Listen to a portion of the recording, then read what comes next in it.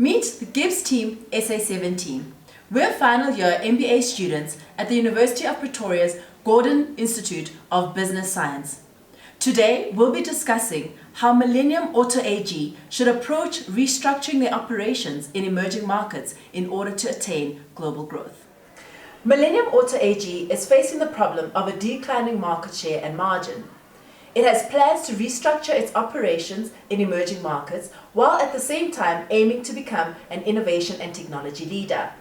Therefore, the questions which arise are, which regions to focus on? In solving the problem of selecting a region, data was extracted from the Zurich risk room together with other sources. We approached the solution by reviewing macroeconomic data, sales volume, and growth, as well as a risk analysis.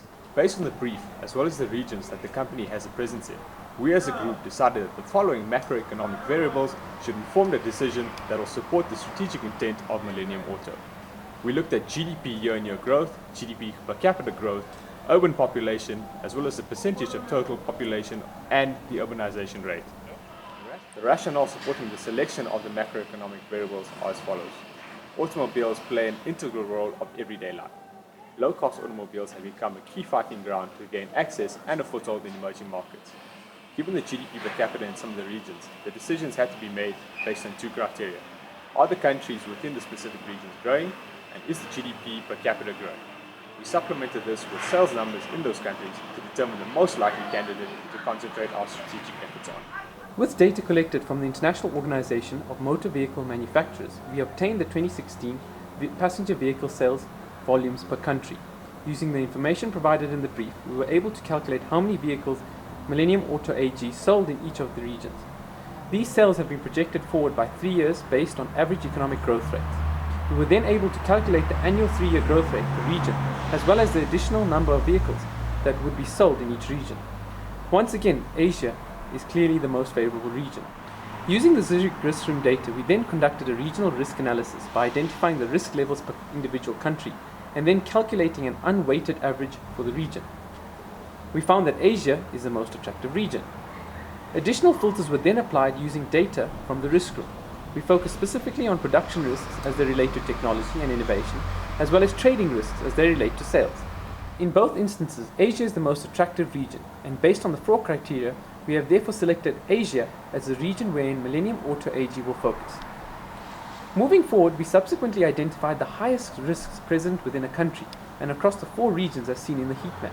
It was then assumed that the risk mitigation strategies would be able to reduce risks by either 50%, 30%, or 10% based on the efficacy of the risk mitigation strategy. In assessing risk mitigation, it's important to bear in mind that Millennium Auto is already operating in the identified countries. Its experience and knowledge of the environment serves as an important mitigation measure. The Zurich risk room identifies political violence as the greatest risk in the Asian region. This can be mitigated by purchasing insurance policies and gathering information on social and political tensions and their possible impact on the company. The second highest risk category is information technology. Here, it is recommended that the company budgets upfront for higher costs associated with limited bandwidth. On the burden of government regulations, the company can make use of local intermediaries and legal firms to assist with compliance. When considering risks associated with the rule of law and enforcement of contracts, Millennium Auto should focus on investing in goodwill and long-term relationships. The company can position itself as one that is committed to the region's development and allay fears around exploitation. This will also provide leverage to influence policy outcomes. After assessing these and other mitigation measures, we assess the degree to which each risk could be reduced and the impact on the country's risk positioning within the region. Additional considerations that need to be made are firstly, Millennium Auto AG would need to assess the global automotive trends and the opportunities that these trends present. There is a notable overarching trend of connectivity and digitization. This is informed by firstly a changing set of customers, as well as their demand that is changing, but secondly, the technology used is to reflect this new set of demands. The second consideration is around culture and attitudes because, as Peter Drucker puts it, culture eats strategy for breakfast. Conducting business in this region will require an in-depth understanding and sensitivity to the local culture. We'd also like to highlight two additional considerations using Gemma Watt's Adding Value scorecard. Firstly, is knowledge location specific? What knowledge can be imported into the region that isn't necessarily inherent to that region? And secondly, it is important to recognize that benefits might accrue at an increase in risk because sometimes an increased risk brings about increased returns.